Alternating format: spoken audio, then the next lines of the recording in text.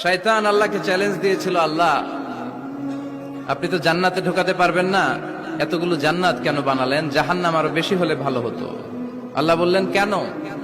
শয়তান বলে, আল্লাহ এই সবগুলারে আমি ওয়াসওয়াসা দিয়ে মুনাফিক বানিয়ে নাস্তিক বানিয়ে জাহান্নামে ঢুকাবো। আমি চ্যালেঞ্জ দিলাম, ডান দিক থেকে ধোকা দেব, বা থেকে, সামনে থেকে, পেছন থেকে, নিচ থেকে, রগের শিরা উপশিরায় ঢুকে, মাজরাত দাম যেখান দিয়ে রক্ত চলাচল করে ওখানে ঢুকেও আমি ধোকা দেব। তো আপনি জান্নাতে ঢুকাবেন কেমনে? আল্লাহ বললেন, তুমি আমারও চ্যালেঞ্জ দাও, এত বড় সাহস? আমি তো সব রাজার বড় রাজা, মহারাজা। চিৎকার করে বলেন ঠিক কিনা? মহারাজার সাথে চ্যালেঞ্জ দেয়া যায় না। তুমি আমাকে চ্যালেঞ্জ দাও, ওকে ডান, আই টেক ইউর চ্যালেঞ্জ। আমিও তোমার চ্যালেঞ্জ নিলাম। তুমি আজীবন ধোকা দিবা, আজীবন তুমি গোমরা করবা, বেনামাজি বানাবা, জালিম বানাবা।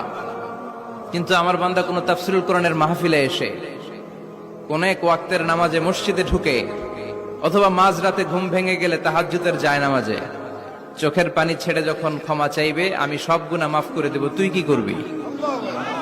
চিৎকার করে পড়েন আল্লাহু আকবার। এজন্য ভুল নাই এমন কোন মানুষ নাই। ভুল হয়নি শুধু নবীদের, এজন্য তারা মাসুম। আহলুস সুন্নাহ ওয়াল জামাআর ইতিকাদ হচ্ছে নবীদের কোনো ভুল নাই, ঠিক কিনা?